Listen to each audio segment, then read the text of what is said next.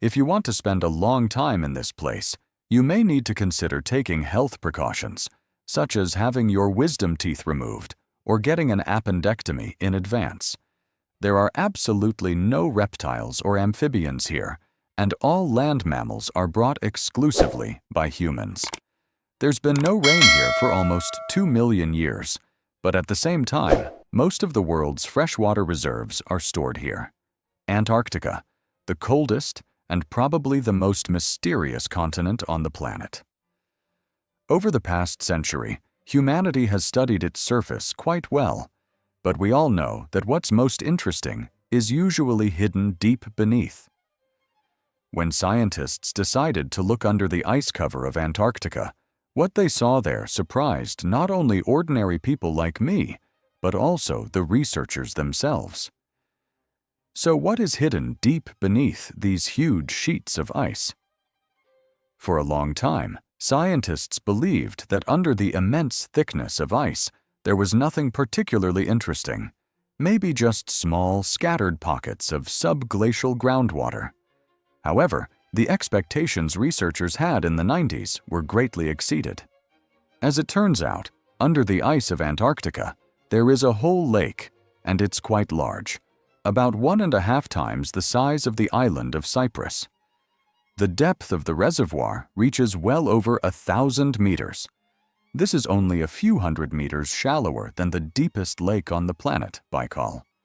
Since the reservoir was discovered near the Russian polar station Vostok, the lake was also named Vostok. This giant pond is hidden under a massive layer of ice with a thickness of more than 3.5 kilometers. For this reason, researchers did not expect to find even the smallest signs of life in such harsh conditions. After all, the temperature near the lake reaches nearly 90 degrees below 0 Celsius.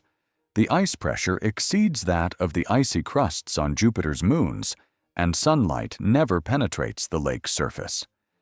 In addition, the concentration of nitrogen and oxygen is dozens of times higher than in ordinary freshwater lakes. Few organisms on Earth could survive in such an adverse environment.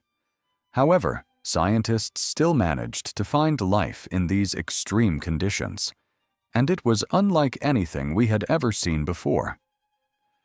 Researchers discovered a new type of bacteria, which was named W1-Tectizan23-10.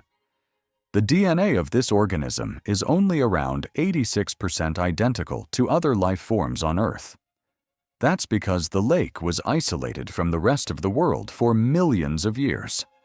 So, the bacteria found there evolved separately from the rest of Earth's biosphere. Later, researchers discovered traces of about 3,500 species of living organisms in the lake. This number is still debated among scientists, but the very existence of different forms of life has led to a very important hypothesis.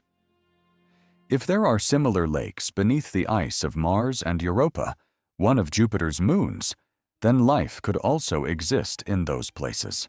By the way, Vostok is far from the only subglacial lake.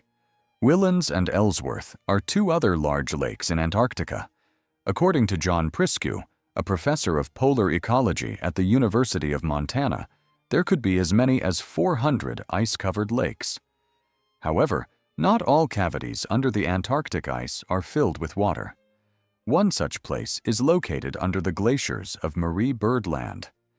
This is the Bentley Depression, the deepest continental point on Earth that is not filled with liquid water, over 2.5 kilometers below sea level.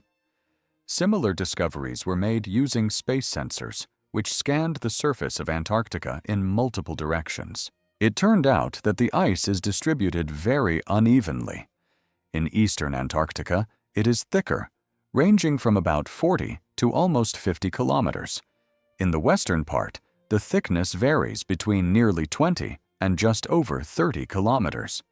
This difference exists because underneath eastern Antarctica lies a kind of geological graveyard, made up of remnants of the ancient supercontinent Gondwana. Scientists call these remains cratons. the stable rocky cores of continents that have withstood hundreds of millions of years of tectonic activity. There are at least 3 such cratons in eastern Antarctica. One resembles the rocks found in Australia, another resembles those of India, and the third resembles oceanic crust. These fragments might have come together around 1 billion years ago during the formation of Rodinia, or about 500 million years ago with the formation of Gondwana.